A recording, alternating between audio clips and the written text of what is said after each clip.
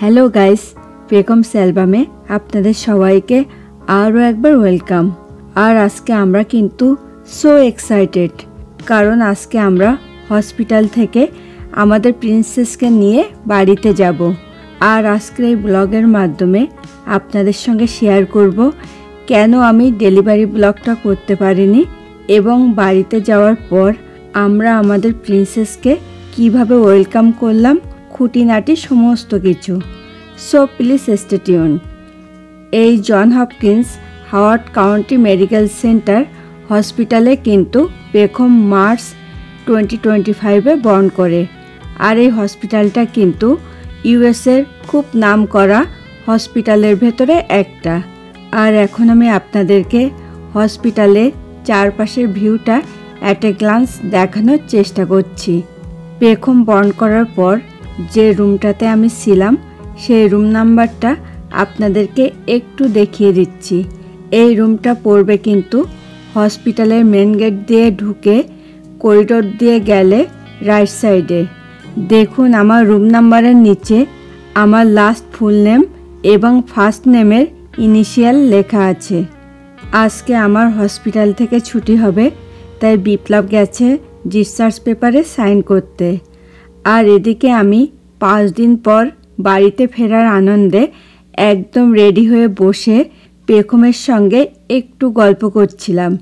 এরপরে বেগমের যে নার্স সে এসে বিপ্লবকে সব কিছু বুঝিয়ে দিয়ে তারপরে সে বেগমকে রেডি করে দেবে।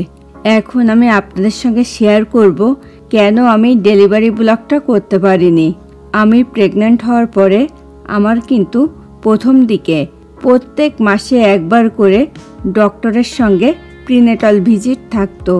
এভাবে প্রথম 5 মাস প্রিনেটাল ভিজিট থাকতো, তারপর থেকে মাসে 2 দিন, এভাবে করে চলল আরও 3 মাস।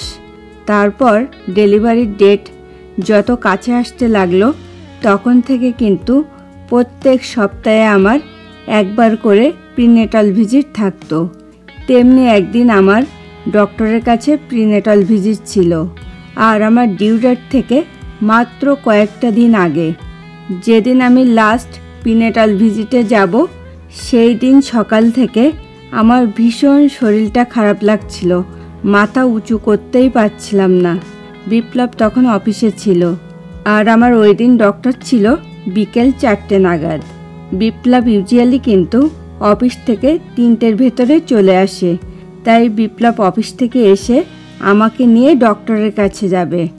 বিপ্লব বাড়িতে আসার পর আমি ওকে বললাম যে আজকে আমার শরীরটা ভীষণ খারাপ, ডক্টরটা না থাকলেই ভালো হতো। ও বলল আমাকে ডক্টরের কাছে যেতেই হবে। তাই বিপ্লব অফিস থেকে আসার পর প্রিনেটাল ভিজিটের জন্য ডক্টরের অফিসে চলে গেলাম।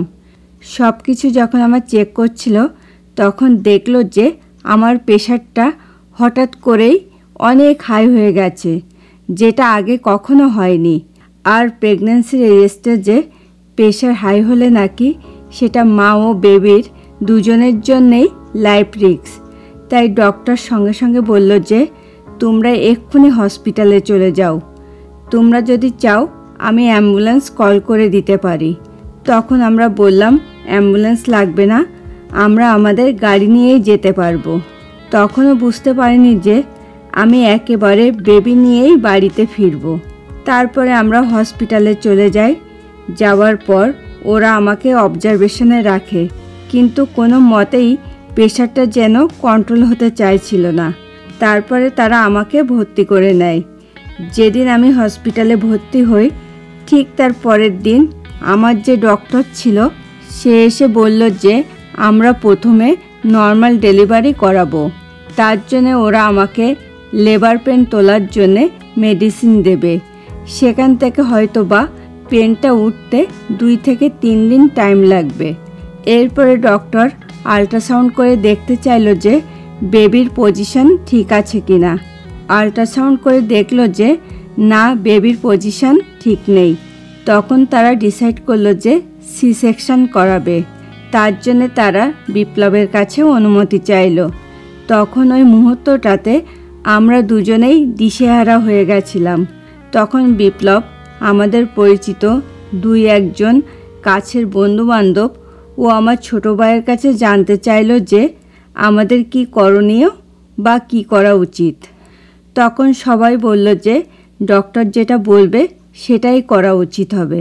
তাই আমরা সি সেকশানে রাজি হয়ে যাই। তারপরে সি সেকশানের মাধ্যমে আমাদের পেখম পৃথিবীতে এলো।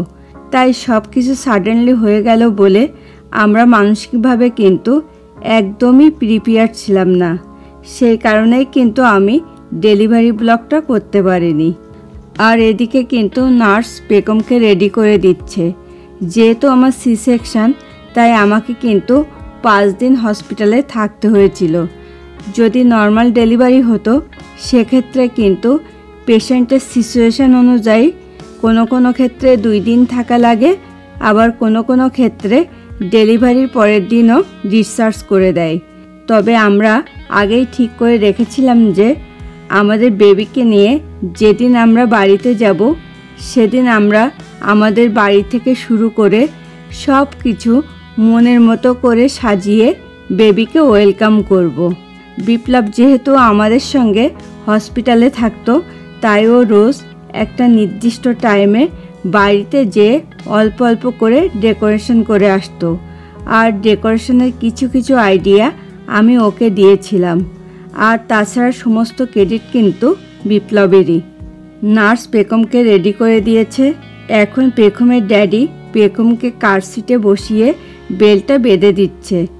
যেহেতু আমার সি সেকশান, তাই নার্স আমাকে হুইল চেয়ারে করে গাড়ি অবধি পৌঁছে দেবে বলে তার জন্য সে হুইল চেয়ার আনতে গেছে। আর ওই সময়টাতে আমি কিন্তু বেশ উইক ছিলাম এবং আমার স্টোমাকেও কিন্তু তখনও বেশ পেন ছিল।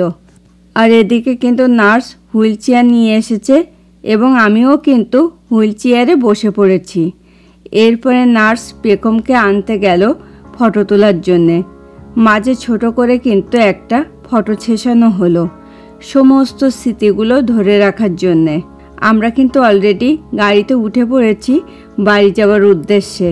আর আমাদের খুব শখ ছিল হসপিটাল থেকে যখন বাড়িতে যাব তখন গাড়িটাকেও খুব সুন্দর করে ডেকোরেশন করার, কিন্তু সেটা ইউএসএতে সম্ভব নয়। কেননা ওভাবে গাড়ির ডেকোরেশন করলে পুলিশ দেখলে পরে টিকিট দেবে, মানে বড় অঙ্কের একটা টাকা ফাইন করবে।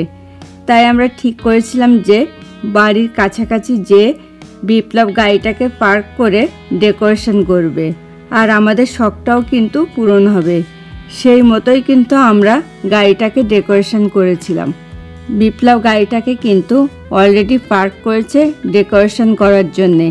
তাই আমি প্রথমে গাড়ি থেকে নেমে যাচ্ছি, কেননা গাড়িটা ডেকোরেশন করার পরে পেখমকে যখন ও নিয়ে আসবে তখন আমি ভিডিওটা করব। আর এরই ফাঁকে আমি আপনাদেরকে অ্যাট এ গ্লান্স দেখিয়ে আনি যে বিপ্লব ঘরটা কেমন ডেকোরেশন করলো। দেখুন, ও সিঁড়ি থেকে শুরু করে সিঁড়ির সাইডের ওয়াল ও ঘরের ডোরটাকেও কিন্তু খুব সুন্দর করে ডেকোরেশন করেছে। আর সবচাইতে আমার ভালো লেগেছে এই ডোরে হ্যাং করা ওয়েলকাম বেবি গার্ল লেখাটা। এখন আমি আপনাদেরকে ঘরের ভেতরটা দেখাবো যে বিপ্লব কিভাবে ডেকোরেশনটা করলো। দেখুন, বিপ্লব পেখমকে আশীর্বাদ স্বরূপ যেগুলো দিয়ে মুখ দেখবে সেগুলোকেও কিন্তু খুব সুন্দরভাবে ডেকোরেশন করেছে। আর আপনাদের সিঁড়ি থেকে শুরু করে ঘর সাজানোর আইডিয়া ও ঘর সাজানোটা কেমন লাগলো সেটা কিন্তু অবশ্যই কমেন্ট করে জানাতে ভুলবেন না। আর আমি কল্পনাও করতে পারিনি যে বিপ্লব সব কিছু এক হাতে এত সুন্দর করে ডেকোরেশন করতে পারবে। এবার চলুন দেখে আসি বিপ্লব গাড়িটা কিভাবে ডেকোরেশন করলো। বাহ, বিপ্লব কিন্তু গাড়িটাকেও খুব সুন্দরভাবে ডেকোরেশন করেছে। মার্চ মাস হলেও বাইরে কিন্তু বেশ ঠান্ডা, আর এই ঠান্ডার ভেতরে ও যতদূর সম্ভব তাড়াতাড়ি করে গাড়িটাকে ডেকোরেশন করেছিল। তো আপনাদের গাড়ির ডেকোরেশনটা কেমন লাগলো সেটাও কিন্তু প্লিজ কমেন্ট করে জানাতে ভুলবেন না। বিপ্লব এখন গাড়িটাকে পার্ক করবে, তারপরেই কিন্তু আমাদের প্রিন্সেসকে আমাদের ওয়েলকাম করে নেওয়ার পালা। কথা বলতে বলতে এদিকে কিন্তু বিপ্লব অলরেডি গাড়িটাকে পার্ক করেও ফেলেছে। যেহেতু বাইরে বেশ ঠান্ডা, তাই বিপ্লব তাড়াতাড়ি করে পেখমকে নিয়ে ঘরে চলে যাচ্ছে। আর আমার কোলে উঠেই কিন্তু পেখমের গৃহপ্রবেশ হবে। যেহেতু আমার সি সেকশন আর কাঠছিটটাও বেশ ভারী, তাই বিপ্লব পেখমকে নিয়ে ঘরের ডোর পর্যন্ত পৌঁছে দেবে। তারপরে আমি পেখমকে কোলে তুলে নেব। এখন পেখমকে আমার কোলে দেবে বলে বিপ্লব কাঠছিট থেকে বেল্টটা খুলে দিচ্ছে, কেননা এই সময় আমার কিন্তু ভারী কিছু তোলা, উঁচু নিচু হওয়া 6 মাস পর্যন্ত ডক্টরের নিষেধ আছে। আর আমাদের আজকের এই ওয়েলকাম ভিডিওটা আপনাদের ভালো লাগলে কিন্তু প্লিজ সাবস্ক্রাইব করে পেখম অ্যালবামের সঙ্গে থাকবেন। আমি কিন্তু অলরেডি পেখমকে কোলে তুলে নিয়েছি। নতুন জায়গা বলে পেখম একটু কান্নাকাটিও করছিল।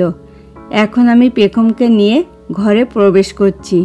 কন্যা সন্তান মানেই কিন্তু ঘরের লক্ষ্মী, তাই প্রথমে পেখমের পায়ের ছোঁয়ায় চালের ঘটিটা ফেলে আমরা আমাদের মা লক্ষ্মীকে গৃহে ওয়েলকাম করে নিচ্ছি। এরপরে আমরা ওকে আশীর্বাদ করব। যেহেতু হসপিটাল থেকে পেখমের পায়ের ছাপটা নিয়েছিল এবং সেই পায়ের ছাপের ফটোটাও কিন্তু আমাদেরকে দিয়ে দিয়েছিল, তাই আমরা নতুন করে কিন্তু পেখমের পায়ের ছাপটা নিচ্ছি না। পেখমকে আমরা আমাদের গৃহে ওয়েলকাম করে নিলাম। পেখম একটু কান্নাকাটি করছে, তাই আমরা এখন পেখমের কান্নাটা থামানোর চেষ্টা করব। আর কান্নাটা থামলেই কিন্তু তারপরে আমরা আশীর্বাদ পর্ব শুরু করব। পেখম কিন্তু কাঁদতে কাঁদতে ঘুমিয়েও গেছে। এখন পেখমের ড্যাডি প্রথমে পেখমকে শঙ্খ বাজিয়ে বরণ করে নেবে, তারপরে ওকে আশীর্বাদ করবে। তো দেখতে থাকুন পেখমের আশীর্বাদ পর্ব। আশীর্বাদ পর্ব দেখতে দেখতে আপনাদেরকে একটু বলে রাখি, পেখমের ড্যাডি পেখমকে সোনার চেন, সঙ্গে গণেশ ঠাকুরের একটা পেন্ডেন্ট, হাতের ব্যাঙ্গেল ও আংটি দিয়ে আশীর্বাদ স্বরূপ পরিয়ে দেবে। আর এ পর্যায়ে আমি পেখমকে শুধু আশীর্বাদই করব, কেননা আমি আগেই পেখমের ঘুমানোর জন্যে ওর যে খাট বা ক্রিপ সেটা আমি গিফট করেছি। আর ইচ্ছে আছে ওর মুখে ভাতে বা অন্নপ্রাশনে আমার পক্ষ থেকে একটা গোল্ডের কিছু গিফট করার। সেটা কি গিফট করব এখন আমি আপনাদেরকে বলবো না, কারণ আমি এটা সারপ্রাইজ দিতে চাই। তো আমি পেখমকে অন্নপ্রাশনে কি গিফট করব সেটা জানতে হলে কিন্তু অবশ্যই পেখমের অন্নপ্রাশনের ব্লগটা দেখতে হবে। আর দূর থেকে আপনারাও কিন্তু পেখমকে অনেক অনেক আশীর্বাদ করবেন, ও যেন অনেক বড় মনের অধিকারী হতে পারে এবং সবার মন যেন ও জয় করতে পারে। আর তাছাড়া আজকের এই ব্লগটা আপনাদের ভালো লাগলে কিন্তু প্লিজ ভিডিওটাতে একটা লাইক এবং কমেন্ট করে জানাতে অবশ্যই ভুলবেন না। আর যদি সম্ভব হয় প্লিজ ভিডিওটা কিন্তু আপনাদের ফ্রেন্ডস অ্যান্ড ফ্যামিলির মাঝেও একটু শেয়ার করে দেবেন। আর পেখমকে কিন্তু সোনার গয়নাতে দারুণ দেখতে লাগছিল। এখন আমি পেখমকে আশীর্বাদ করতে করতে আজকের ব্লগটা এখানেই শেষ করব। দেখা হবে নেক্সট ব্লগে। সেই পর্যন্ত সকলে খুব খুব ভালো থাকুন, সুস্থ থাকুন। Thanks for watching this video. Bye bye.